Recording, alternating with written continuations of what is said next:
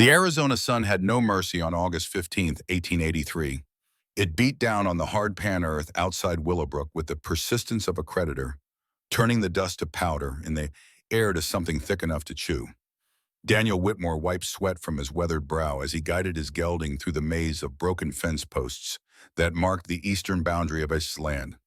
At 52, he carried the kind of scars that spoke of battlefields and broken promises. The war had ended nearly 2 decades ago, but it lived on in the careful way he moved his left shoulder, in the methodical precision with which he approached every task. Behind him, riding a paint mare that had seen better days, 14-year-old Tommy Whitmore struggled to keep pace. The boy had his father's dark hair, but his grandfather's stubborn chin, and right now that chin was set with determination as he practiced the bandaging technique Daniel had shown him that morning. "Uncle Daniel," Tommy called out, his voice carrying the particular exasperation that only teenagers could muster.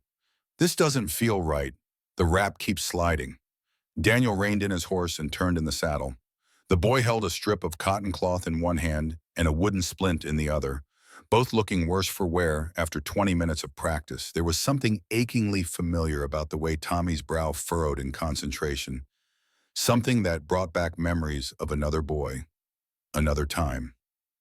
"Show me," Daniel said, his voice gentle but firm. Tommy demonstrated his technique, wrapping the cloth around the splint with the kind of enthusiasm that guaranteed failure. Daniel watched without comment until the boy finished, then rode his horse closer. "Son, you're trying to force it. A proper bandage is like a good handshake, firm enough to matter, but gentle enough not to hurt." Daniel took the materials and began rewrapping them with the fluid motions of someone who had done this 1,000 times in far worse conditions. "I learned this at Gettysburg, watching men die because someone didn't know the difference between helping and hurting." Tommy's eyes went wide.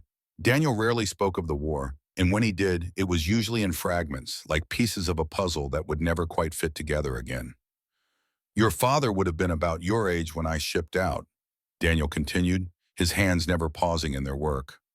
"I promised myself that if I made it home, I'd teach him everything I learned about keeping people alive. But consumption took him before I could keep that promise." The bandage was perfect now, tight without being restrictive, secure without being painful.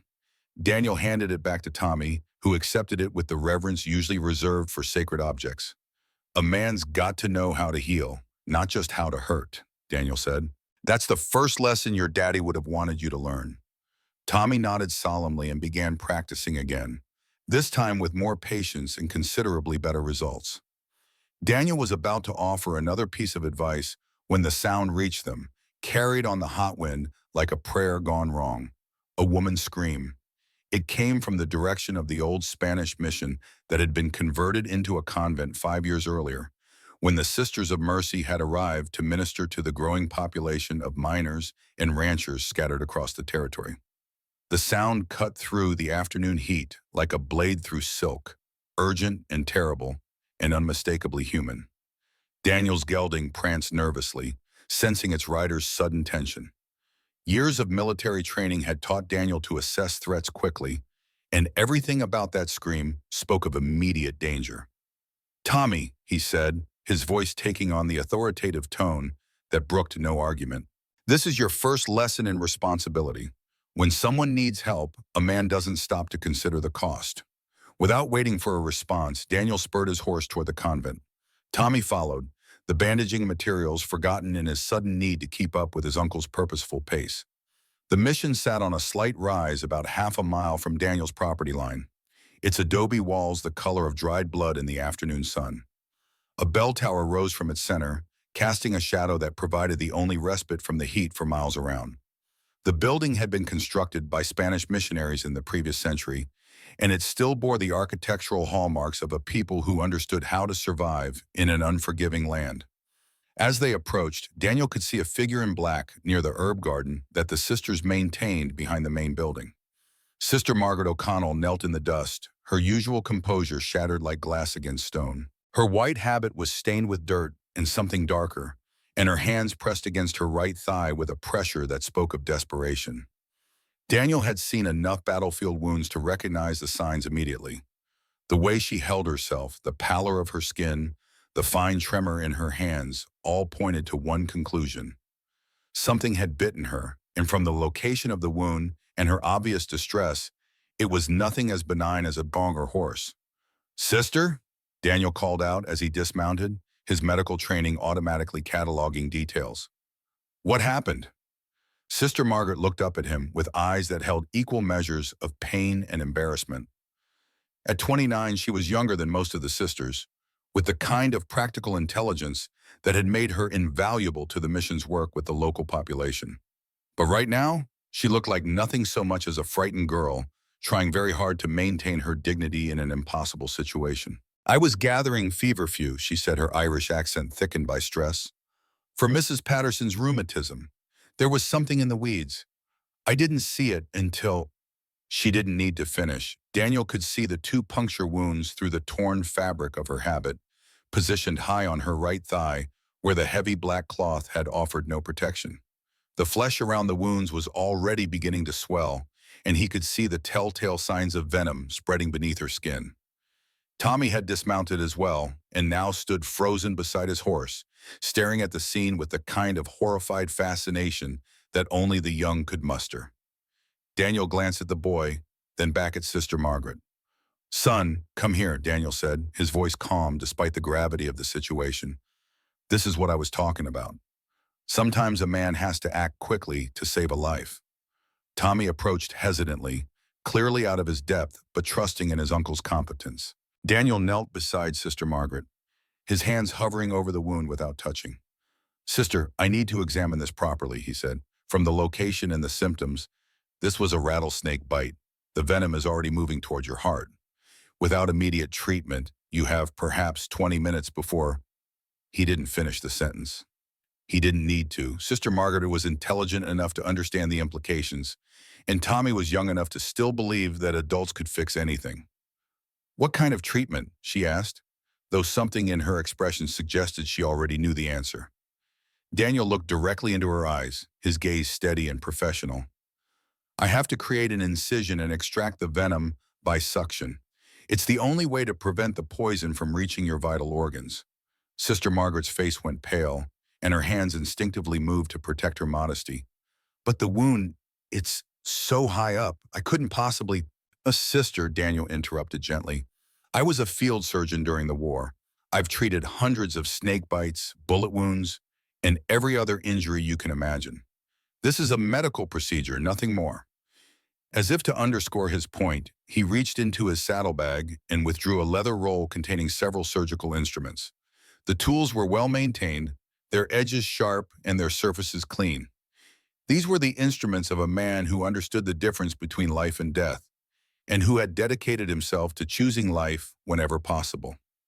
Tommy watched in fascination as Daniel selected a small, curved blade and cleaned it with whiskey from a flask. "Uncle Daniel," the boy said softly, "you really know how to do this?" "I learned from Dr. Samuel Crawford at the field hospital in Gettysburg," Daniel replied, his attention focused on Sister Margaret. "He saved more lives in 3 days than most doctors save in a lifetime. He taught me that healing is about more than knowledge. It's about courage." Sister Margaret closed her eyes and took a deep breath. When she opened them again, there was a resolve there that hadn't been present before. "What do I need to do?" she asked. Daniel's expression softened slightly. "You need to trust me, and you need to remember that God gave men wisdom and skill for a reason." As Sister Margaret struggled with her decision, Daniel noticed something that made his heart skip a beat. Hanging from a thin chain around her neck, barely visible beneath her habit, was a small silver medallion. It was military issue from the 15th Massachusetts Infantry. Daniel knew that medal because he had served alongside the 15th Massachusetts at Antietam, where they had distinguished themselves in some of the bloodiest fighting of the war. "Sister," he said carefully, "that medallion you're wearing, did it belong to someone in your family?" Sister Margaret's hand went instinctively to her throat, where the chain disappeared beneath her clothing. "It was my fiancé's," she said softly. "William Brennan. He died in a train accident 3 years ago. That's when I decided to dedicate my life to serving God instead of serving a man." Daniel felt the world shift slightly around him. William Brennan, the name hit him like a physical blow, bringing with it a flood of memories he had spent years trying to suppress. A young Irish immigrant with steady hands and a gift for making wounded soldiers laugh even as they bled. A man who had saved Daniel's life during the chaos of Bull Run and who had later become one of the finest medics Daniel had ever worked with. "William Brennan from the 15th Massachusetts?" Daniel asked, his voice barely above a whisper. Sister Margaret's eyes widened in surprise. "You knew him?" "He saved my life," Daniel said simply. "At Bull Run. I was bleeding out in a ditch, and he crawled through enemy fire to get to me. Then he spent 6 hours keeping pressure on a severed artery while we waited for evacuation." The words hung in the air between them like a bridge spanning impossible distance. In that moment, Sister Margaret was no longer just a nun in need of medical attention. She was the woman that William Brennan had loved, the reason he had carried that medallion through 3 years of war and planned to carry it through a lifetime of marriage. "He talked about you," Sister Margaret said softly, "about a field surgeon who taught him everything he knew about emergency medicine. He said you were the bravest man he'd ever met." Daniel shook his head. "William was the brave one. He died trying to save other people, didn't he?" Sister Margaret nodded, tears beginning to form in her eyes. "There was a train derailment outside Boston. He was on his way to visit his mother, but when he saw people trapped in the wreckage, he went back to help. A boiler exploded while he was pulling children from the debris." Tommy had been listening to this exchange with growing amazement, but now he stepped forward and touched his uncle's arm. "Uncle Daniel," he said urgently, "her leg is getting worse." Daniel snapped back to the present, his medical training reasserting itself. Sister Margaret's condition had indeed deteriorated during their conversation. The swelling had increased, and her breathing was becoming labored. They were running out of time. "Sister," Daniel said, his voice taking on the commanding tone he had used in field hospitals under fire, "I need your permission to proceed with the treatment. If we wait any longer, even successful extraction of the venom may not be enough to save your life." Sister Margaret looked down at the medallion in her hand, then back up at Daniel.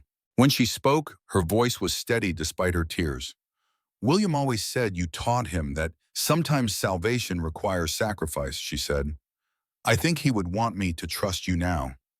With trembling hands, she began to gather the heavy fabric of her habit, lifting it just enough to expose the wound. The movement was awkward and clearly uncomfortable for her, not just because of the pain, but because of the profound violation of modesty that it represented. Daniel immediately focused on the medical aspects of the situation, his years of training allowing him to see past the circumstances to the critical nature of the injury. The bite marks were clear and deep, surrounded by tissue that was already beginning to turn dark with the spread of venom. "Tommy," Daniel said without looking away from the wound, "I need you to watch this carefully. Someday you might have to save someone's life, and you need to understand that medicine is about preserving life, not about anything else." The boy nodded solemnly, his earlier fascination replaced by a growing understanding of the seriousness of the situation. Daniel made a small incision with practiced precision, then leaned forward to begin the extraction process. The technique was one he had performed dozens of times during the war, though never under circumstances quite like these. As he worked, he could feel Sister Margaret trembling beneath his hands. Whether from pain, fear, or embarrassment, he couldn't tell. Neither of them noticed the wagon approaching along the dusty road that led from town to the mission.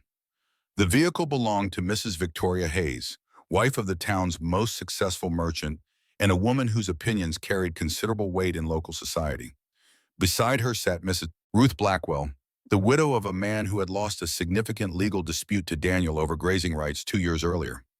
Mrs. Hayes had been returning from a successful shopping expedition to Tucson, her wagon loaded with the kind of luxuries that marked her family's prosperity. She was in high spirits, looking forward to displaying her purchases and perhaps adding a few embellishments to the stories of her travels. But as the wagon crested the small hill that overlooked the mission, her good mood evaporated like water on hot stone. From their perspective, the scene was damning beyond redemption. They could see Daniel kneeling between Sister Margaret's legs, his head lowered in what appeared to be an intimate position. They could see the nun's habit pulled up to expose her thigh, and they could see her apparent distress.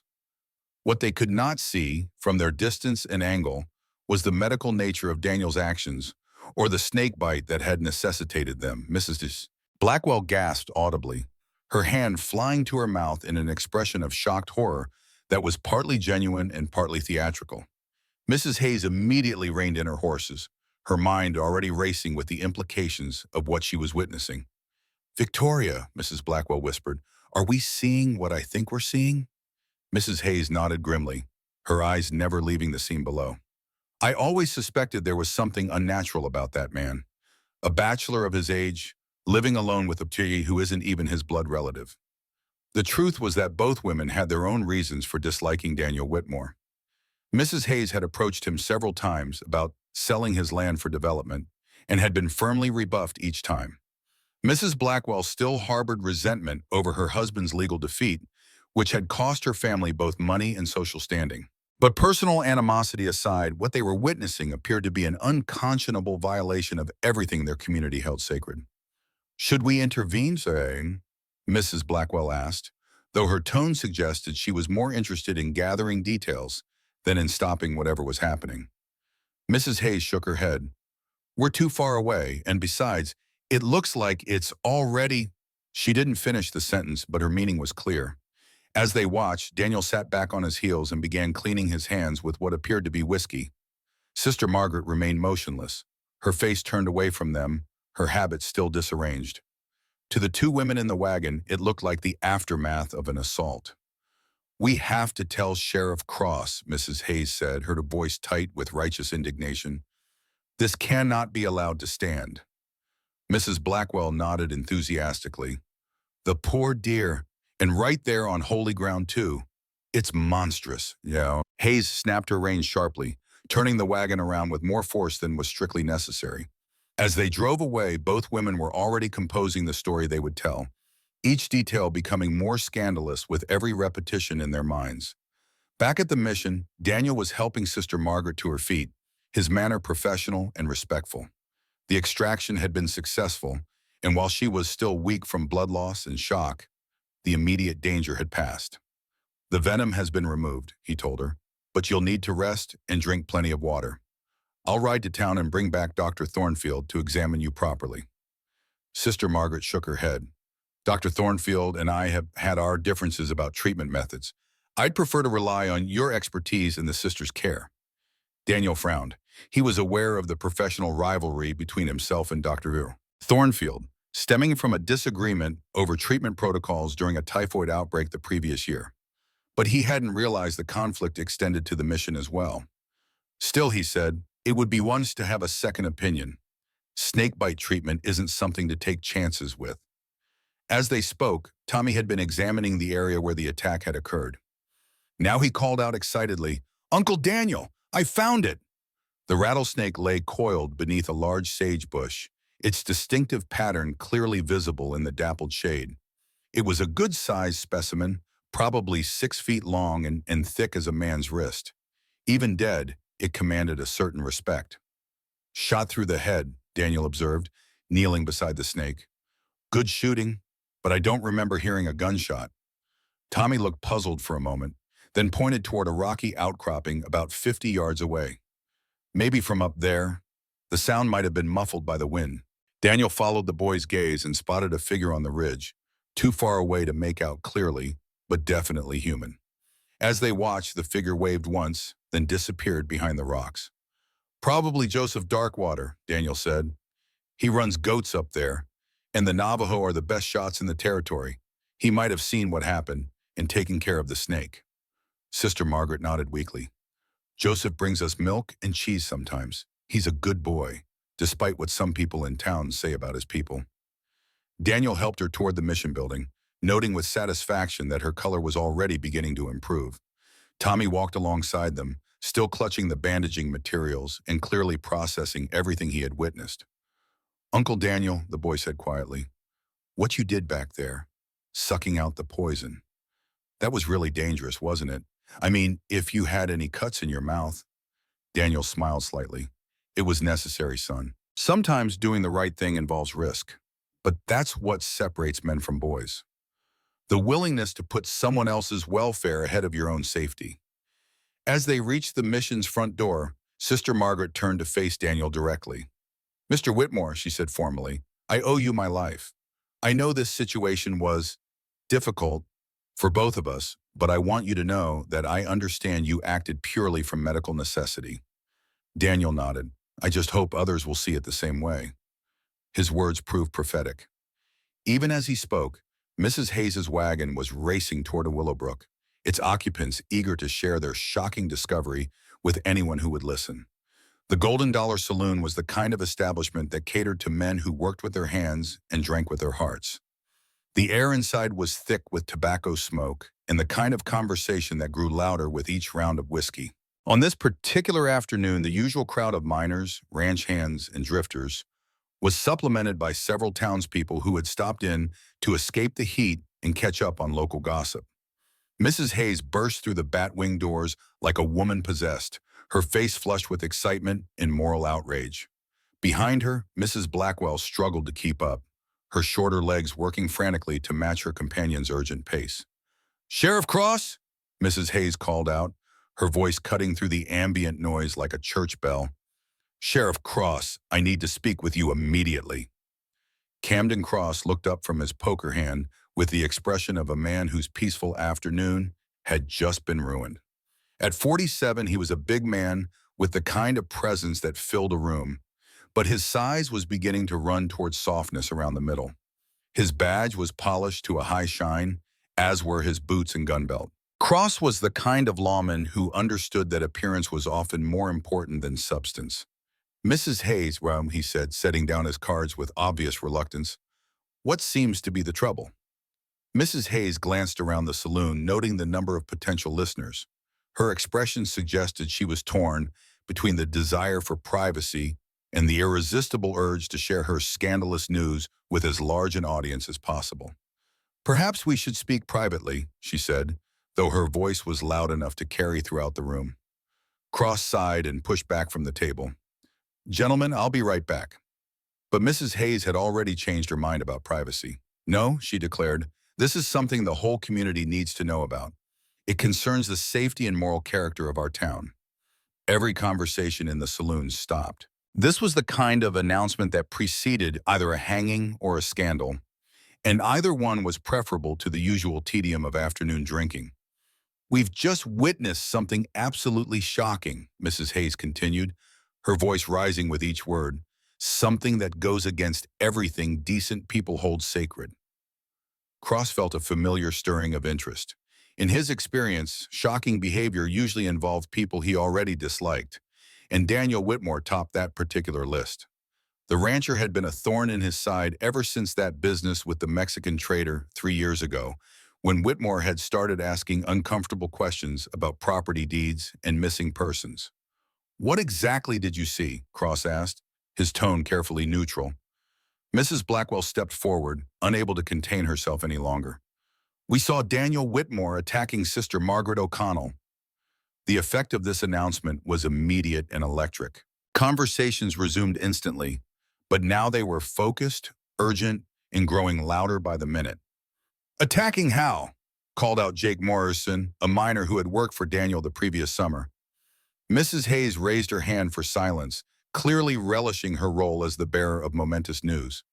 "We saw him with his face between her legs," she said, her voice dropping to a stage whisper that somehow carried better than a shout. Her habit was pulled up, and she was crying. The saloon erupted in voices, some expressing outrage, others demanding details, and a few suggesting immediate action. Cross held up his hand for quiet, his mind already working through the implications. "Are you certain about what you saw?" he asked. "Absolutely certain," Mrs. Hayes replied. "We were close enough to see everything clearly. That poor woman was in distress, and he was taking advantage of her helpless condition." And Ezra Thornfield, who had been nursing a whiskey in the corner, suddenly straightened in his chair. At 55, Thornfield was a thin, precise man with the kind of beard that required daily maintenance and the kind of demeanor that suggested he found most people beneath his consideration. "I've always said Daniel Whitmore was dangerous," Thornfield declared, rising to his feet. "The man has no formal medical training, yet he presumes to treat patients as if he were a licensed physician. This kind of behavior was inevitable."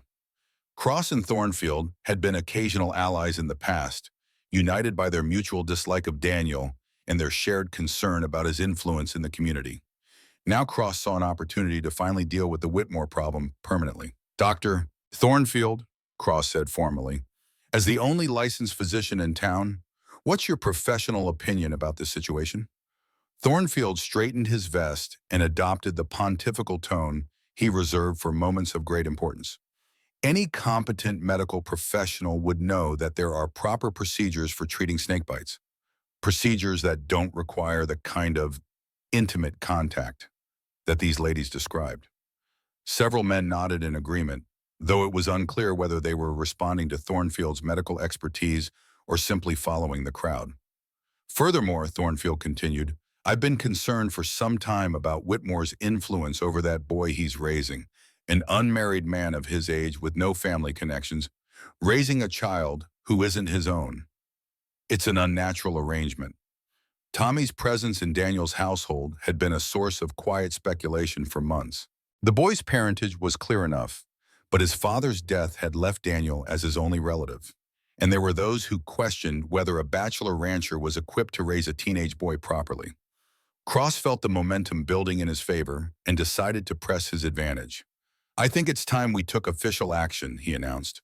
A formal investigation, at the very least. But even as he spoke, Cross was thinking beyond investigation. Daniel Whitmore had been a problem for too long, asking too many questions about land deals that were supposed to stay buried, interfering with arrangements that were supposed to remain private. The rancher's war record and medical knowledge had made him respected in the community, but respect could be destroyed as quickly as it was built. The truth was that Cross had been involved in several questionable land transactions over the past few years, including the suspicious death of a Mexican trader who had been asking uncomfortable questions about property deeds. Daniel had been present when the trader's body was found, and his questions about the circumstances had forced Cross to cover his tracks more carefully than he would have liked. Now, with this scandal breaking, Cross saw an opportunity not just to discredit Daniel, but to remove him from the picture entirely. A man convicted of assaulting a nun would be lucky to escape with his life, much less his reputation. I'll ride out to the mission immediately, Cross declared. Get Sister Margaret's statement while the events are still fresh in her memory. Mrs. Hayes nodded approvingly. You'll find her in a state of shock, Sheriff. The poor dear could barely speak when we saw her. Cross was already moving toward the door, his mind racing with possibilities. If he could get Sister Margaret to confirm even a portion of what the two women claimed to have witnessed, he would have grounds for arrest. And once Daniel was in custody, there were any number of ways the situation could develop. Dr. Thornfield followed Cross out of the saloon, walking quickly to keep pace with the sheriff's longer stride.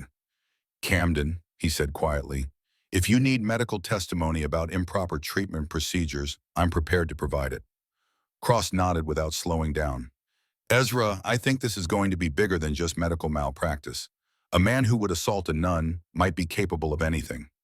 The two men mounted their horses and rode toward the mission, leaving behind a saloon full of men whose afternoon entertainment had taken on a much darker tone. By the time they returned, the story would have grown and spread, picking up details and implications with each retelling. Back at the mission, Daniel was helping Sister Margaret settle into a chair in the small infirmary that the sisters maintained for treating local residents. Her color had improved significantly, and the immediate danger from the snake bite had clearly passed, but she was still weak and shaken by the experience. Tommy sat nearby, alternately studying his uncle's medical techniques and glancing out the window toward town. The boy had developed an instinct for reading his uncle's moods, and he could sense that Daniel was troubled by something beyond Sister Margaret's injury. Uncle Daniel, Tommy said quietly, those women in the wagon, they saw what happened, didn't they? Daniel nodded grimly. They saw something, son. Whether they saw what actually happened is another question entirely. Sister Margaret looked up from her chair, her eyes reflecting a growing understanding of their situation. You think they might misinterpret what they witnessed? I think, Daniel said carefully, that people sometimes see what they expect to see rather than what's actually there. And I think there are people in this town who would be happy to believe the worst about me. As if summoned by his words, the sound of approaching horses echoed across the mission courtyard. Through the window, they could see Sheriff Cross and Dr. Thornfield riding hard, their horses lathered with sweat and their faces set with purpose. Tommy moved instinctively closer to his uncle, his young mind already grasping the potential seriousness of the situation. Daniel placed a reassuring hand on the boy's shoulder, but his eyes never left the approaching riders. "Sister," he said quietly, "I think we're about to discover exactly how much trouble a good deed can cause." Sister Margaret straightened in her chair, her Irish stubbornness asserting itself despite her weakened condition. "Mr. Whitmore," she said firmly, "you saved my life with courage and skill. Whatever these men think they're here to investigate, they'll get nothing but the truth from me." Daniel smiled slightly, reminded once again of why William Brennan had fallen in love with this remarkable woman. "I appreciate that, sister, but I'm afraid the truth might not be enough to protect any of us from what's coming." The horses had stopped now, and they could hear voices in the courtyard, sharp with authority and bright with anticipation. Sheriff Cross was already dismounting, his hand resting on his gun butt with casual menace. Tommy looked up at his uncle with the kind of trust that could break a man's heart. "What do we do now, Uncle Daniel?" Daniel took a deep breath and straightened his shoulders, drawing on reserves of courage that had served him well in darker moments than this. "We tell the truth, son, and we trust that justice will prevail." But even as he spoke the words, Daniel couldn't shake the feeling that justice and truth were not always the same thing, and that the events set in motion by a simple act of mercy were about to test everything he believed about honor, courage, and the fundamental decency of human nature. The confrontation that was about to unfold would determine not just his fate, but the futures of Sister Margaret, Tommy, and perhaps the entire community. And in the lengthening shadows of the Arizona afternoon, it was becoming clear that some battles were fought not with guns or fists, but with words, reputations, and the fragile bonds of trust that held civilization together. The cell in Willowbrook's jailhouse smelled of stale sweat, fear, and the particular despair that settles into stone walls after years of housing broken men. Daniel Whitmore sat on the narrow cot that served as the only furniture, his back against the cold adobe wall, listening to the sounds of the town settling into another restless night. Through the single-barred window, he could see stars scattered across the Arizona sky like scattered salt, indifferent to the human drama playing out below. 3 days had passed since Sheriff Cross had arrested him on charges of assault against Sister Margaret. 3 days of testimony that grew more damning with each retelling, of witnesses who claimed to have seen things that existed only in their imaginations, of a community that seemed eager to believe the worst about a man they had once respected. Daniel's left shoulder ached where Deputy Morrison had shoved him against the cell door, but the physical pain was nothing compared to the weight of memory pressing down on him. In the darkness, he could almost see his son James, pale and wasted by consumption, reaching out with skeletal fingers for comfort that Daniel had been powerless to provide. James had been 16 when the coughing started, 17 when the blood began appearing in his handkerchiefs, and barely 18 when he died in a sanitarium in Denver while Daniel was away selling cattle to pay for treatment that ultimately proved worthless. The boy had died alone calling for his father, while Daniel was 300 miles away, haggling over beef prices with men who saw human suffering as just another cost of doing business. The guilt of that failure had driven Daniel into near isolation, broken only by his decision to take in Tommy after the boy's own father succumbed to the same disease that had claimed James. Tommy was his chance at redemption, his opportunity to be the father he should have been to his own son. And now, sitting in this cell waiting for a trial that seemed predetermined, Daniel faced the possibility that he might fail Tommy just as completely as he had failed James. Footsteps echoed in the narrow corridor outside his cell, accompanied by the soft murmur of voices. Daniel recognized one of them immediately. Father O'Brien's Irish brogue was unmistakable, even when modulated to the careful tones of conspiracy.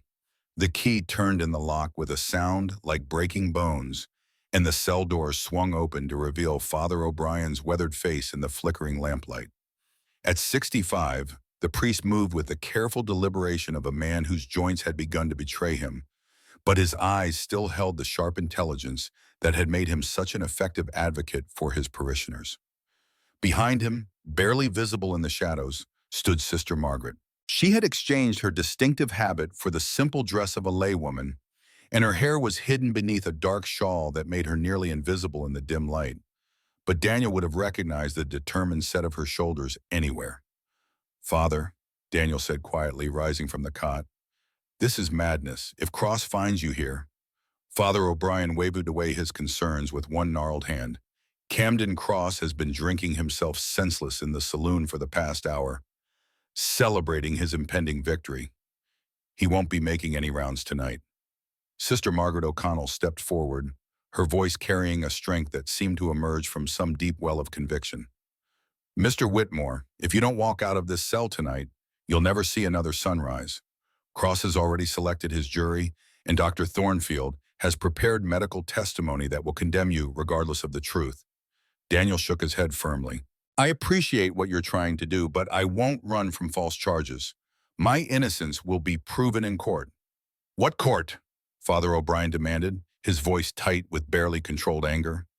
"Cross has promised every man on that jury either money or threats, depending on what motivates them more. Your trial will be nothing more than a formality before they stretch your neck." The priest moved closer, his eyes reflecting years of hard-won wisdom about the nature of justice in frontier towns. "Son, I've witnessed what happened to Esteban Morales 3 years ago. Cross didn't just kill that poor Mexican trader. He buried evidence that would have exposed land fraud worth thousands of dollars." Daniel felt the familiar weight of impossible choices settling on his shoulders. Everything in his nature rebelled against the idea of running from a fight, especially when his reputation and Tommy's future hung in the balance. But he also understood that dead men made poor guardians for orphaned boys. Sister Margaret reached into her shawl and withdrew a small bundle wrapped in cloth. "There's something you need to see," she said, unfolding the fabric to reveal a silver medallion. "This belonged to William. He gave it to me the night before he left for Boston. But there's something about it I never told you." She turned the medallion over, revealing an inscription on the back that Daniel had never seen before. "To the bravest medic in the Union Army, from the men whose lives you saved. Bull Run, 1861. Daniel's breath caught in his throat. He remembered that medallion now, remembered the ceremony where it had been presented to him by grateful soldiers after the battle. He had given it to William as a token of friendship and respect, never expecting to see it again. "William told me that the man who gave him this medallion had taught him that sometimes courage means knowing when to retreat in order to fight another day," Sister Margaret continued. "He said you once told him that a dead hero couldn't protect the people he loved." The words struck Daniel like a physical blow, not because they were unfamiliar, but because they were his own, spoken to a young medic who had been too eager to risk his life for strangers. Now those same words were being used to convince him to abandon everything he had fought for. "What about Tommy?" he asked, his voice barely above a whisper. "I can't leave him here to face the consequences of my reputation." Father O'Brien's expression softened slightly. "The boy is already safe. Tommy is with Joseph Darkwater and his grandfather in the high country. They're willing to hide him until this matter is resolved." "And how exactly will this matter be resolved if I run away like a common criminal?" Sister Margaret leaned forward, her eyes blazing with an intensity that reminded Daniel painfully of William's passionate commitment to justice. "By proving that Camden Cross is the real criminal. By exposing the truth about Esteban Morales' death and the land fraud that motivated it." Daniel stood up abruptly, pacing the small confines of the cell like a caged animal. "You're asking me to become an outlaw to prove I'm not a criminal. The logic of it escapes me." "The logic," Father O'Brien said firmly, "is that Camden Cross has made it impossible for justice to function within the bounds of law. Sometimes a man has to step outside the system to save it." As if summoned by their conversation, the sound of approaching horse echoed through the night air. Daniel moved to the window and peered out through the bars, counting at least 6 riders moving through the town with purposeful haste. "Cross is gathering a posse," he observed. "Either he's planning to hunt down some other poor soul, or he's already discovered that his star witness is having second thoughts about her testimony." Sister Margaret moved to stand beside him, her presence bringing with it the faint scent of medicinal herbs and something indefinably feminine that stirred memories Daniel had tried to bury. "Sheriff Cross came to the mission this afternoon with Dr. Thornfield," she said quietly. "They wanted me to change my testimony, to say that you had been inappropriate with me before the snakebite incident." Daniel's hands clenched involuntarily. "And?" "I told them That bearing false witness was a sin I wouldn't commit for any earthly authority, she replied with quiet pride. Dr. Thornfield became quite agitated. He said that my refusal to cooperate would have consequences for the entire mission. Father O'Brien nodded grimly. Thornfield has been spreading rumors about your relationship with Tommy as well. He's suggesting that your proclivities extend beyond unwilling nuns to include vulnerable boys. The words hit Daniel like a bucket of ice water. The implication was monstrous, but he understood immediately how effective it would be in destroying whatever remained of his reputation. A man suspected of assaulting a nun might survive with his life, but a man suspected of corrupting children would face a lynch mob. That's when I knew we had to act, Sister Margaret continued. This isn't about justice anymore. It's about destroying you completely, along with anyone who might speak in your defense. Daniel felt a cold rage building in his chest, clean and pure, and infinitely more dangerous than the confusion and despair he had been experiencing. Cross wasn't just trying to silence him.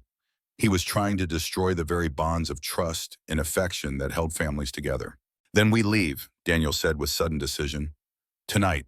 But we're not running away from this fight. We're repositioning for a better attack. The escape from Willowbrook proved both easier and more dangerous than Daniel had anticipated. Father O'Brien had planned carefully, taking advantage of Cross's drinking habits and the town's assumption that Daniel would never attempt to flee. 3 horses waited behind St. Joseph's Church, along with supplies for several days in the desert and weapons enough to discourage casual pursuit. But as they prepared to ride out, the sound of the gathering posse grew louder and more organized. Cross might be drunk, but he wasn't stupid, and he had clearly anticipated the possibility of a rescue attempt. They're surrounding the jail, Sister Margaret observed, her voice tight with tension. When they discover you're gone, they'll tear this town apart looking for us, Daniel finished. Which means we need to be far away from here before dawn breaks. The ride north toward the Navajo territory was a nightmare of tension and careful navigation. The desert at night was a treacherous landscape of hidden arroyos and unstable ground, made more dangerous by the need for speed and stealth. Behind them, the lights of Willowbrook gradually faded, but the knowledge that Cross would soon be in pursuit drove them forward with relentless urgency. Sister Margaret proved to be a surprisingly capable rider, handling her mount with the kind of grim determination that had seen her through years of ministering to the sick and injured. Father O'Brien was less comfortable in the saddle, but his years of traveling between remote parishes had given him the endurance to keep pace despite his age. About 2 hours into their flight, they were forced to take shelter in a narrow canyon when the sound of pursuing horses echoed across the desert behind them. Daniel counted at least 8 riders, probably Cross and a hastily assembled posse, following their trail with torches and grim determination. They're moving fast, he observed quietly, but not carefully. Cross is gambling that we're heading for the Mexican border. Sister Margaret pulled her shawl tighter around her shoulders as the night air began to cool. How long before they realized their mistake? Not long enough, Father O'Brien replied grimly. Cross knows this territory as well as any man alive. He'll figure out our true destination before morning. The pursuing riders passed their hiding place without stopping, but Daniel could hear Cross's voice carrying on the night air, sharp with authority and bright with the anticipation of violence. The sheriff wasn't just hunting an escaped prisoner. He was pursuing a threat to everything he had built through years of careful corruption and calculated murder. Dawn was breaking over the desert when they finally reached the hidden canyon that served as Joseph Darkwater's family camp. The location was naturally defensible, surrounded by rocky outcroppings that would make mounted assault nearly impossible, but Daniel knew that defensibility was a double-edged sword that could easily become a trap. Tommy emerged from behind one of the traditional hogans as they approached, his young face set with a determination that reminded Daniel painfully of his own son. The boy had grown visibly in the 3 days since Daniel's arrest, forced to mature rapidly by circumstances that no 14-year-old should have to face. Uncle Daniel, Tommy said quietly, his voice carrying a new note of adult responsibility. Joseph's grandfather has been waiting for you. He says he has information about Sheriff Cross that could change everything. Joseph Darkwater himself appeared a moment later, moving with the quiet confidence of someone who belonged completely to this harsh landscape. At 13, he already carried himself with the dignity of a man who had seen too much of human cruelty and learned to expect very little from human justice. "Mr. Whitmore," Joseph said formally, "my grandfather wishes to speak with you about the death of Esteban Morales. He says it is time for the truth to be told, regardless of the consequences." An elderly Navajo man emerged from the largest hogan, moving with the careful dignity of someone whose age commanded automatic respect. This was clearly Many Horses, Joseph's grandfather, a man whose weathered face spoke of decades spent reading the subtle signs of desert survival and human nature. "I am called Many Horses," the old man said in carefully accented English that carried the weight of formal ceremony. "My grandson has told me of your troubles with the white sheriff. I have knowledge that may help you, but it comes with a price." Daniel approached the elderly man with the same respect he would show any distinguished elder. "What kind of price?" Many Horses gestured toward a secluded area behind the hogans, where several objects lay, arranged on a traditional blanket, with ceremonial precision. Daniel recognized them immediately as personal effects, the kind of items a man might carry while traveling. "These belonged to Esteban Morales," Many Horses said simply, "the Mexican trader who was killed 3 years ago near Cross's ranch." Daniel knelt beside the blanket, his hands hovering over the items without touching. A leather wallet, worn smooth by years of use, a silver watch with an inscription in Spanish, a small wooden cross on a leather cord, and beneath them, wrapped in oiled cloth, a collection of documents that made Daniel's breath catch in his throat. "How did you come by these?" Daniel asked, though he suspected he already knew the answer. "My grandson's uncle found them buried in a cave near Cross's ranch house," Many Horses replied, "along with papers showing that Morales had discovered evidence of fraudulent land sales. Cross killed him to keep him quiet, then blamed our people for the murder." Sister Margaret had moved to examine the documents, her nursing training having given her experience with official papers and legal terminology. "These are original property deeds," she said with growing excitement, "and correspondence between Cross and several territorial officials. If these are authentic, they prove that Cross has been systematically defrauding homesteaders and small ranchers for at least 5 years." Daniel finished, his voice tight with controlled anger. "The scope of this conspiracy is enormous." Tommy had been listening with growing understanding, but now his face fell as he realized the implications of their discovery. "But they won't accept Indian testimony in court," he said. "This evidence won't help if no one will listen to Joseph's family." Many Horses smiled slightly, the expression transforming his weathered features. "Perhaps not in white man's court, but there are other ways to make truth known, and sometimes the guilty punish themselves when their secrets are revealed." Father O'Brien had been examining the documents with the careful attention of someone who understood both legal procedure and human nature. "There's enough evidence here to hang Cross and half the territorial administration," he said quietly. "But Many Horses is right about the limitations of Indian testimony. We need to find a way to force this information into the open through other channels." As they discussed their options, the sound of approaching horses echoed through the canyon. But this time the riders weren't moving with the aggressive haste of a pursuing posse. Instead, they approached slowly and openly, clearly intending to parley rather than fight.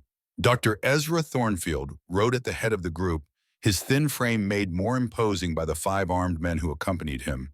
But there was something about his demeanor that suggested negotiation rather than violence, though Daniel didn't trust the distinction. "Daniel Whitmore," Thornfield called out as he drew his horse to a halt about 50 yards from the camp. "I've come to discuss terms for your surrender. Sheriff Cross is prepared to be reasonable if you are willing to cooperate."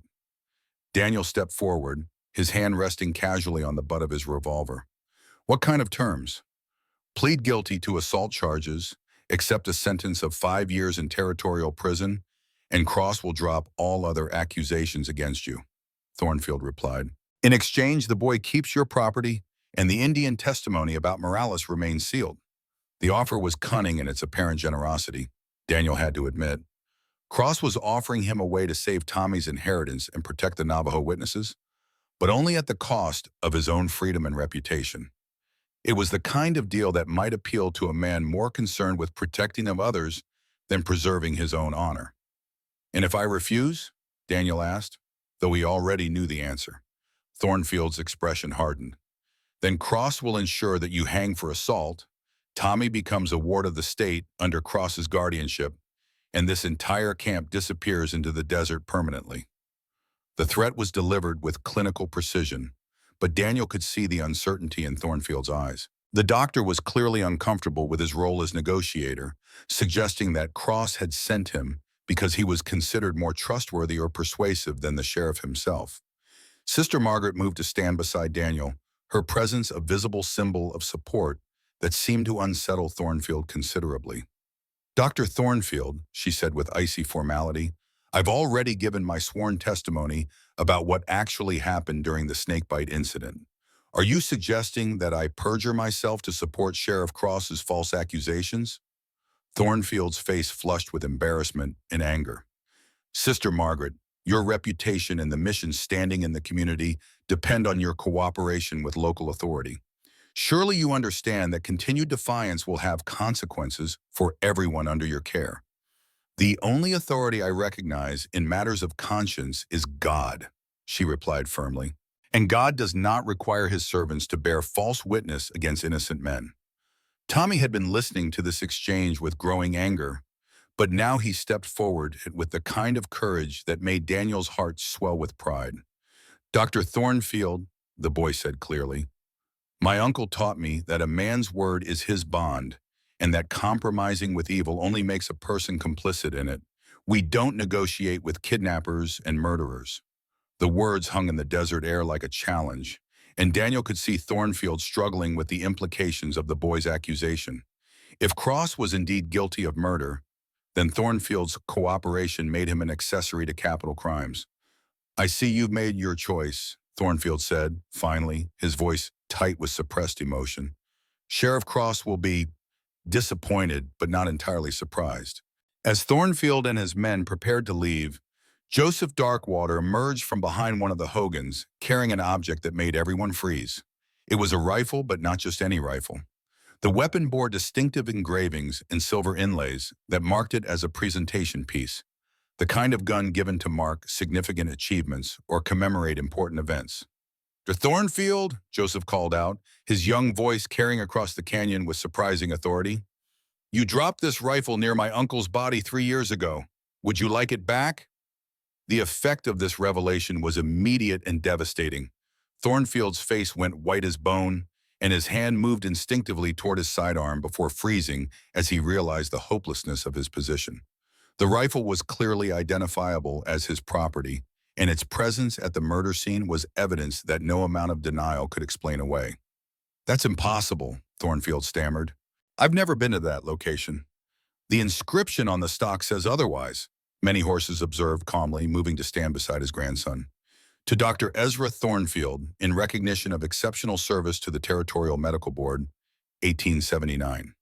Daniel felt the pieces of the puzzle clicking into place with the precision of a well-made clockwork mechanism.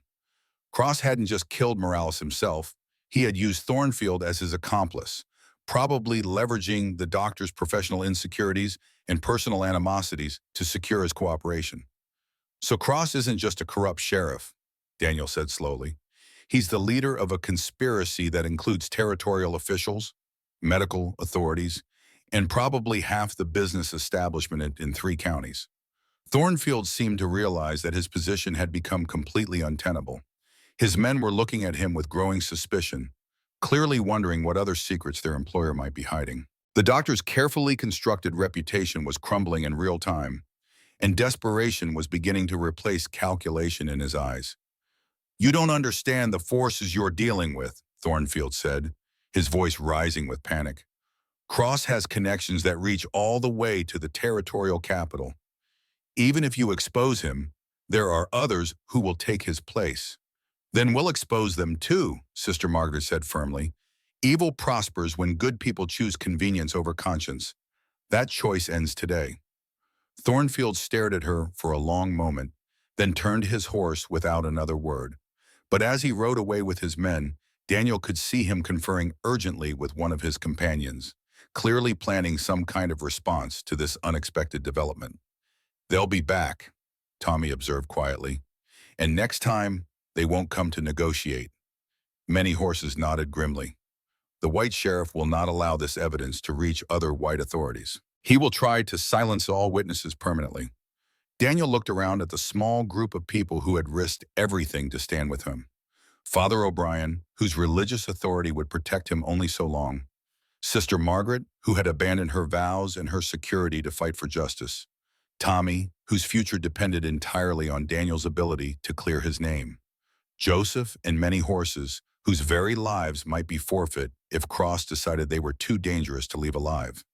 Then we don't wait for them to come to us, Daniel said with sudden decision. We take this evidence to someone who has the authority to act on it, regardless of Cross's connections. Sister Margaret looked alarmed. Daniel, who has that kind of authority out here? The nearest federal marshal is in Tucson, 3 days' ride through territory that Cross controls completely. Not a marshal, Daniel replied, his mind working through possibilities. A judge. Judge Harrison Wade is riding circuit through Tombstone this week, hearing cases that require territorial authority. If we can get this evidence to him, he'd have no choice but to investigate, Father O'Brien finished, his eyes lighting up with understanding. Wade is honest, and his jurisdiction supersedes Cross's authority. Tommy was already moving toward the horses, his young mind grasping the implications immediately. How long do we have before Cross realizes what we're planning? Not long, Daniel admitted, but if we ride hard and take the mountain trail, we might reach Tombstone before Cross can intercept us. Many horses approached Daniel with the formal dignity of someone about to make a significant commitment. My grandson and I will ride with you, he said simply. This fight is no longer yours alone. Cross has threatened our people and our sacred places. Justice demands that all victims stand together. As they prepared for what might be their final gamble, Daniel found himself thinking about the strange turns of fate that had brought him to this moment. A simple act of mercy had become the catalyst for exposing a conspiracy that threatened the very foundations of law and order in the territory. The battle ahead would determine not just his own fate, but the future of everyone who believed that truth and justice were worth fighting for. The desert wind picked up as they mounted their horse, carrying with it the promise of a storm that would either wash the land clean or bury them all beneath its fury. But for the first time since this nightmare began, Daniel felt something approaching hope. Whatever happened in the next few hours, he would face it knowing that some causes were worth any sacrifice and some fights were too important to abandon. Dawn broke cold over the Navajo Canyon as Daniel Whitmore counted the faces of those who had chosen to stand with him against Sheriff Cross's corruption. Big Jim Sullivan's miners were already checking their weapons, while Joseph Darkwater guided them toward the narrow trail that might be their only path to justice. Big Jim Sullivan had arrived at dawn with 8 miners from the copper-borne claims north of Willowbrook, their faces grim with the kind of determination that came from years of hard labor and harder choices. At 49, Sullivan carried the scars of Chancellorsville on his left arm and the weight of gratitude in his heart for the field surgeon who had saved his life 22 years earlier. Danny Boy, Sullivan said, using the familiar nickname that only a handful of men were privileged to employ. When word reached our camp about what Cross was trying to pin on you, we knew it was nothing but poison and lies. A man who saved lives at Antietam doesn't suddenly turn into a monster in his middle years. Daniel felt a surge of emotion at seeing his old comrade again. Sullivan had been a private in the 14th Pennsylvania when a Confederate artillery shell had nearly torn his arm off during Burnside's ill-fated assault. Daniel had spent 6 hours in a muddy ditch performing surgery with bullets whistling overhead, and the friendship forged in that hellish crucible had never wavered. Jim, Daniel said, clasping his friend's good hand firmly, I appreciate you coming, but this fight could cost you everything. Cross has connections that reach deep into the territorial government. Sullivan's weathered face split into the same fearless grin that had carried him through 3 years of war. Danny, some fights are worth having regardless of the cost. Besides, he gestured toward his men, the boys have been looking for an excuse to settle accounts with Cross's operation for months. Tommy had been listening to this exchange with growing excitement, his 14-year-old mind already grasping the tactical advantages their reinforcements would provide. But Father O'Brien's expression remained troubled. The priest understood better than most how quickly frontier justice could spiral out of control, turning righteous anger into indiscriminate violence. Mr. Sullivan, Father O'Brien said carefully, We're trying to expose corruption through legal channels, not start a range war. Judge Wade has the authority to investigate Cross's crimes, but only if we can present our evidence in his courtroom. Sullivan nodded respectfully, his years of military service having taught him the importance of clear objectives and proper authority. Father, we're not looking to string anyone up without due process. But Cross isn't going to let you reach Tombstone alive if he can help it. Sometimes justice needs armed protection to survive long enough to be heard. Sister Margaret had been tending to many horses, whose arthritis was troubling him in the cool morning air. Now she approached Daniel with the kind of steady resolve that had carried her through years of ministering to the dying and desperate. Daniel, she said quietly, before we leave this place, I need to say something that should have been said days ago. When I joined the sisterhood after William's death, I thought I was choosing service over love for any earthly man. But these past few days have shown me that love and service aren't opposites. They're the same thing expressed in different ways. Daniel felt his heart skip a beat at the implication of her words. But before he could respond, Joseph Darkwater came running from the ridge where he had been keeping watch. Riders coming from the south, the boy called out urgently. At least 15 men, moving fast. Sheriff Cross is with them, and they're armed for war. Daniel grabbed his telescope and climbed to a higher vantage point, sweeping the horizon until he found the approaching force. Cross was indeed leading a substantial posse, but these weren't the usual collection of drunks and drifters who typically answered his call for volunteer deputies. These men rode with military precision and carried themselves like professional gunfighters. Mercenaries, Daniel observed grimly. Cross has hired professional killers to make sure none of us survive to testify. Sullivan was already organizing his miners into defensive positions among the rocks, their mining experience having taught them how to use terrain for protection. But Daniel knew that even with their reinforcements, they were outnumbered almost 2-to-1 by men who killed for a living. Many horses pointed toward a narrow trail that wound up the canyon wall toward the high mesa country. That path leads to the old Spanish mission ruins. From there, we can reach the stage road to Tombstone without crossing Cross's territory. Tommy studied the trail with the eye of someone who had grown up exploring every inch of the surrounding wilderness. It's steep and narrow, he observed. They won't be able to bring horses up that trail in formation. But it's also the only way out of this canyon. Daniel looked around at the faces of the people who had risked everything to stand with him, understanding that the next few hours would determine not just his own fate, but the future of everyone who believed that truth and justice were worth fighting for. Then we all go together, he decided. Sullivan, can your men provide covering fire while we start up the trail? Sullivan grinned fiercely. Danny, we've been moving through hostile territory for 3 days, and every man here is spoiling for a fight. Cross's fancy gunmen are about to learn what it means to tangle with hard rock miners who've got nothing left to lose. As they prepared to move out, the sound of Cross's approaching posse grew loud enough to echo off the canyon walls.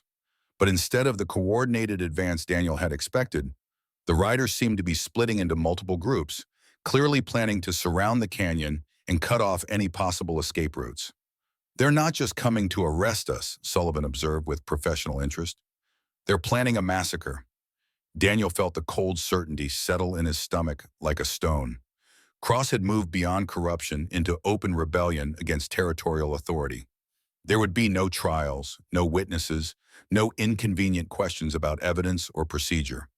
Just 15 bodies left in the desert to be blamed on Indian raiders or Mexican bandits. Then we make them pay for every yard, Daniel said with grim determination. But our primary objective remains getting that evidence to Judge Wade. Everything else is secondary. The ascent up the narrow trail proved even more treacherous than Daniel had anticipated. The path had been carved by Spanish missionaries more than a century earlier, designed for pack mules rather than horses, and time had not been kind to its stability. Loose rocks shifted underfoot, and several sections required dismounting and leading their animals by hand. Sister Margaret struggled with the climb, her long skirts hampering her development and her lack of experience with rough terrain showing clearly. But Tommy and Joseph flanked her protectively, offering assistance without making her feel helpless or incompetent. How much farther to the top? She asked during a brief rest. Her breathing labored from the altitude and exertion. Many horses consulted the position of the sun and the familiar landmarks around them. Perhaps 1 hour more to reach the mesa, then another hour to reach the old mission ruins. Behind them, the sound of gunfire erupted from the canyon floor as Sullivan's miners engaged Cross's advanced scouts. The sharp crack of rifles echoed off the stone walls, punctuated by shouted orders and the occasional scream of a wounded man. "They're holding them," Daniel observed with satisfaction, "but they can't hold them for long. Cross has too many men and too much firepower." Father O'Brien clutched the bundle of evidence documents protectively, understanding that these papers represented the only hope for exposing the conspiracy that had corrupted territorial law enforcement. "Daniel," he said quietly, "if something happens to me, you must promise to get this evidence to Judge Wade personally." "Nothing's going to happen to you, Father," Daniel replied firmly. "We're all getting out of this together." But even as he spoke the words, Daniel could see movement on the ridges above them. Cross had anticipated their escape route and positioned men to cut them off at the top of the trail. They were climbing into a trap with no way back and no alternative routes forward. Tommy had spotted the same movement and was studying the terrain above them with the intense focus of someone whose life depended on reading the landscape correctly. "Uncle Daniel," he said quietly, "there's another way. The old mine shaft that the Spanish missionaries used for extracting silver.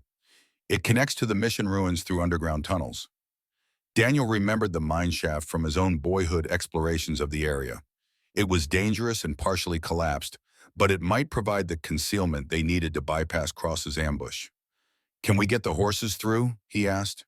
Tommy shook his head. "The entrance is too narrow. We'd have to go on foot and leave the horses behind." Sister Margaret had been listening to this exchange with growing alarm. "Are you seriously suggesting that we crawl through abandoned mine tunnels with killers waiting for us above ground?" "I'm suggesting that we use every advantage we can find," Daniel replied. "Cross is counting on us being predictable. If we can reach the mission ruins without being seen, we might be able to signal the stage road for help." Many horses nodded approvingly. "The white sheriff expects us to fight like white men, in the open with honor. But survival sometimes requires the wisdom of the coyote rather than the courage of the wolf." The entrance to the mine shaft was concealed behind a screen of brush and fallen rocks, barely visible even to someone who knew where to look. The opening was indeed narrow, requiring them to squeeze through single file and leave most of their equipment behind. "Joseph goes first," Daniel decided. "He knows these tunnels better than any of us. Then Sister Margaret, then Father O'Brien with the documents. Tommy and I will bring up the rear." The mine tunnels were a maze of intersecting passages carved from living rock, some wide enough for two people to walk abreast, others so narrow they had to turn sideways to pass through. The air was thick with dust and the peculiar smell of old stone, and the darkness was so complete that they had to feel their way along the walls. Joseph moved through the tunnels with the confidence of someone who had explored every inch of them during his childhood visits to his grandfather's people. His whispered directions guided them through passages that would have been impossible to navigate without local knowledge. "This way," he called softly from ahead. "The main chamber is just around this bend, and from there we can reach the mission foundations." But as they emerged into the larger chamber that Joseph had described, the flicker of torchlight ahead revealed that they were not alone in the tunnels. Cross himself stood waiting for them, flanked by three of his most trusted gunmen, their weapons drawn and ready. "Well, well," Cross said with satisfaction, "the famous war hero and his collection of misfits. I have to admit, Whitmore, you've led me quite a chase, but it ends here." Daniel stepped protectively in front of the others, his mind racing through possible options. They were trapped in an underground chamber with armed killers blocking their only exit, and the evidence that could expose Cross's crimes was within reach of destruction. "Cross," Daniel said calmly, "you're making a mistake that will bring federal marshals down on this territory like a plague of locusts. Kill a territorial priest and a nun, and you'll have Washington breathing down your neck regardless of your political connections." Cross laughed harshly. "Washington is a long way from here, Whitmore, and dead men don't file complaints with federal authorities, Mrs. Victoria Hayes stepped out from behind Cross, her face twisted with vindictive satisfaction. Daniel realized with growing horror that the merchant's wife had been part of the conspiracy from the beginning, using her supposed moral outrage as cover for her participation in Cross's criminal enterprise. "Mrs. Hayes," Sister Margaret said with genuine shock, "how could you be part of this? I've ministered to your family, prayed with you, treated your children when they were sick." Mrs. Hayes's expression showed no trace of remorse or shame. "You treated us like charity cases, sister. Do you think I enjoyed having to depend on mission handouts when my husband's business was being destroyed by Whitmore's interference in legitimate land deals?" The pieces of the puzzle were finally clicking into place in Daniel's mind. The Hayes family's merchant business had been built on selling goods to homesteaders who were settling on fraudulently obtained land. When those land deals were exposed, their customer base would disappear and their investment would become worthless. "So you were all in it together," Daniel said with growing understanding. "The land fraud, the murder of Esteban Morales, even the charges against me. It was all designed to protect a criminal conspiracy worth thousands of dollars." Cross nodded with something approaching pride. "Tens of thousands, actually. The mineral rights alone are worth more than this entire territory sees in tax revenue. But you had to stick your nose where it didn't belong, asking questions about dead Mexicans and missing documents." Tommy had been listening to this confession with growing anger, but now he stepped forward with the kind of courage that made Daniel's heart swell with pride and fear in equal measure. "You killed innocent people for money," the boy said clearly. "You destroyed families and corrupted the law for profit. That makes you the lowest kind of criminal." Cross's face darkened with rage. "You little bastard! I should have dealt with you years ago when your father died. But don't worry. After today, there won't be any Whitmore family left to cause trouble." The threat against Tommy broke something fundamental in Daniel's restraint. He launched himself at Cross with the fury of a man protecting his child, his hands reaching for the sheriff's throat with deadly intent. But Cross was ready for the attack and his gun was already in his hand. The shot echoed through the underground chamber like thunder, and Daniel felt the bullet tear through his left shoulder, spinning him around and sending him crashing into the stone wall. But even as he fell, he could see that his sacrifice had created the opening the others needed. Father O'Brien threw the bundle of documents to Joseph with surprising accuracy, while Sister Margaret grabbed a fallen torch and swung it at Mrs. Hayes with the fierce determination of someone fighting for her life. Tommy had somehow gotten hold of one of the gunman's rifles and was pointing it with steady hands despite his youth. "Drop your weapons," the boy commanded with authority far beyond his 14 years. "This ends now." Cross looked around the chamber and realized that his carefully planned ambush had turned into a standoff where he held no clear advantage. His men were outnumbered and outmaneuvered, and the evidence he had come to destroy was still in hostile hands. "You think this changes anything?" Cross snarled. "Even if you escape these tunnels, where are you going to go? I control every lawman and judge between here and the Mexican border." "But you don't control me." The new voice came from the tunnel entrance behind Cross, accompanied by the sound of multiple sets of boots on stone. Judge Harrison Wade emerged into the torchlight, flanked by 6 deputy U.S. Marshals whose badges gleamed in the flickering light.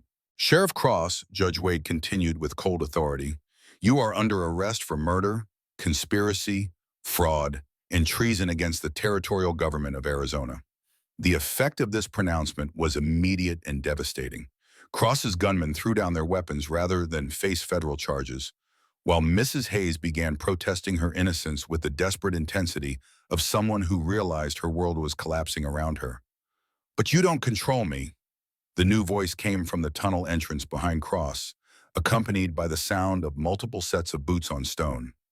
Judge Harrison Wade emerged into the torchlight, flanked by 6 deputy U.S. Marshals whose badges gleamed in the flickering light. "There's one more thing you should cross," Judge Wade said with cold satisfaction. "Mrs. Hayes contacted my office 2 weeks ago, offering to testify against you in exchange for immunity. She's been providing us with detailed records of every fraudulent transaction, every bribed official, and every murdered witness. Your own conspirators have been destroying you from within."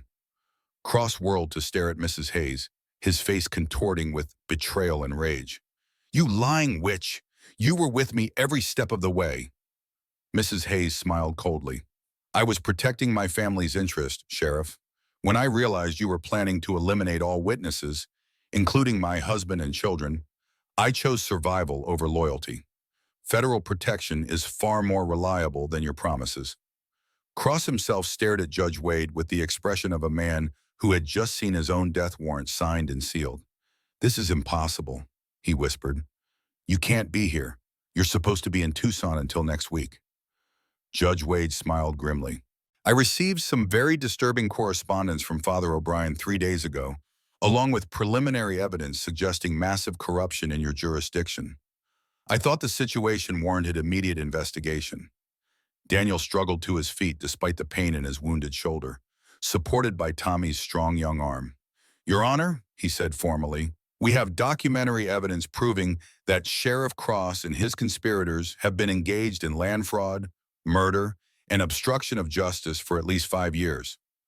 Joseph stepped forward and handed the bundle of documents to Judge Wade with the dignity of someone who understood the historical significance of the moment. "These belong to Esteban Morales," he said clearly. "My people found them buried near Cross's ranch after he was murdered for asking too many questions about illegal land transactions." Judge Wade examined the documents with the careful attention of someone who understood that truth and justice often hung on the smallest details. His expression grew increasingly grim as he read through the correspondence and studied the physical evidence. "This is overwhelming proof of a criminal conspiracy involving territorial officials, local law enforcement, and private citizens," he said finally. "Sheriff Cross, you and your associates will be transported to Tucson immediately to await trial for capital crimes." Sister Margaret moved to Daniel's side, her nursing training automatically assessing the severity of his wound. "The bullet went clean through," she said with relief. "It missed the major blood vessels, but you need proper medical attention." Daniel looked around the underground chamber at the faces of the people who had risked everything to stand with him in the fight for justice. Tommy, whose courage and loyalty had never wavered despite the dangers they faced. Sister Margaret, whose love had given him the strength to persevere when everything seemed hopeless. Father O'Brien, whose moral authority had provided legitimacy to their cause. Many Horses and Joseph, whose willingness to trust white justice had made the truth possible. And Big Jim Sullivan, whose friendship had brought the reinforcements that turned the tide at the crucial moment. "Your Honor," Daniel said quietly, "these people deserve recognition for their courage in exposing this conspiracy. Without their willingness to risk their lives for the truth, Cross and his associates would have continued their crimes indefinitely." Judge Wade nodded solemnly. "Mr. Whitmore, I'll be recommending territorial commendations for everyone involved in this investigation. But more importantly, I'll be launching a comprehensive review of land grants and mineral claims throughout eastern Arizona. This conspiracy may extend far beyond what we've uncovered here today." As the federal marshals led Cross and his conspirators away in chains, Daniel felt a weight lift from his shoulders that he hadn't fully realized he was carrying. The long nightmare of false accusations and deadly pursuit was finally over. But more importantly, justice had been served for Esteban Morales and all the other victims of Cross's criminal enterprise. Tommy helped his uncle toward the tunnel entrance, his young face bright with the kind of satisfaction that comes from seeing right triumph over wrong. "Uncle Daniel," he said quietly, "what happens now? Do we go back to the ranch and pretend none of this ever happened?" Daniel considered the question carefully, understanding that their experiences had changed all of them in fundamental ways. They could never simply return to their old lives and forget what they had learned about courage, justice, and the price of standing up for what was right. "Now," Daniel said with quiet determination, "we build the kind of community that makes this fight worthwhile. We make sure that what happened to Morales and his family never happens to anyone else in this territory." As they emerged from the underground tunnels into the bright Arizona sunlight, Daniel could see the stage road stretching toward Tombstone in the distance, filled with the promise of a future where law and justice could coexist with progress and prosperity. 6 months after the confrontation in the underground chamber that had exposed Sheriff Cross's crimes, Daniel stood on the porch of his expanded ranch house, watching Tommy and Joseph work together to repair a section of fence that had been damaged in the previous night's windstorm. The two boys had become as close as brothers, their friendship bridging the cultural divide that had separated their peoples for generations. Sister Margaret emerged from the house behind him, carrying a pitcher of cold water and wearing the simple dress of a woman who had chosen love over duty, but had not abandoned her calling to serve others.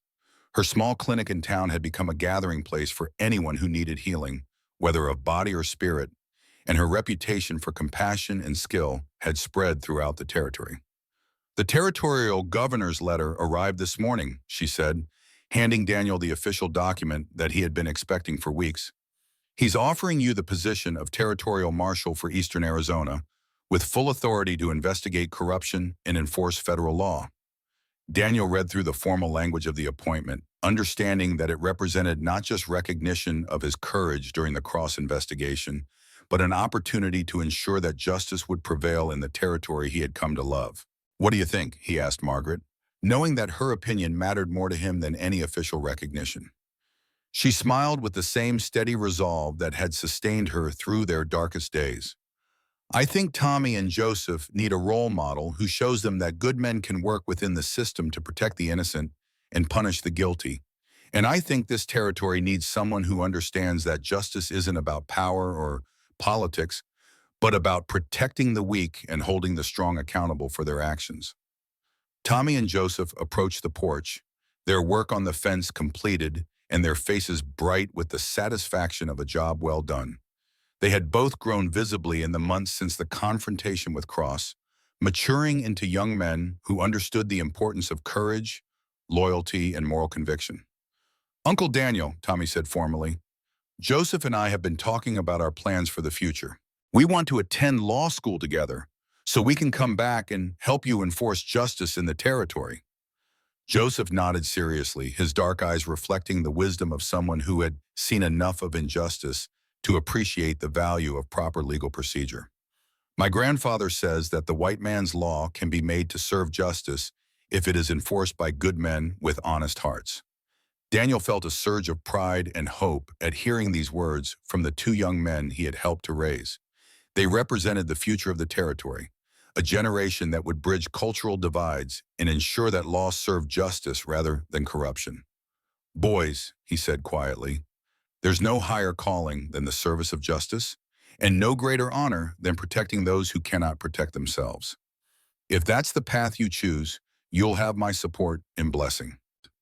As the sun set over the Arizona desert, painting the sky in shades of gold and crimson that promised better days ahead, Daniel reflected on the strange turns of fate that had brought them all to this moment. A simple act of mercy had become the catalyst for exposing corruption and building the kind of family that transcended blood and convention.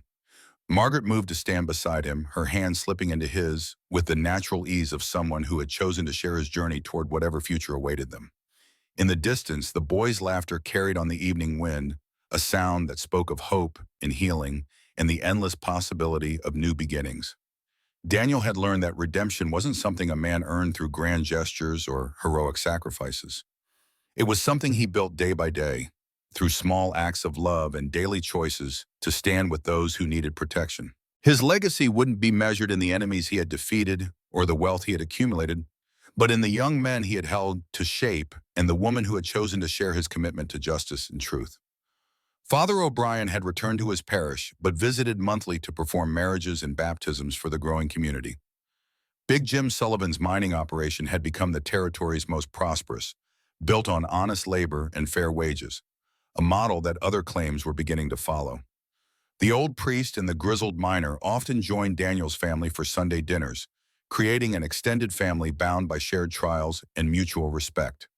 As they prepared to go inside for dinner, where warm light spilled from the windows and the smell of home cooking promised comfort and community, Daniel knew that he had finally found what he had been searching for since his son's death. Not a replacement for what he had lost, but something new and equally precious.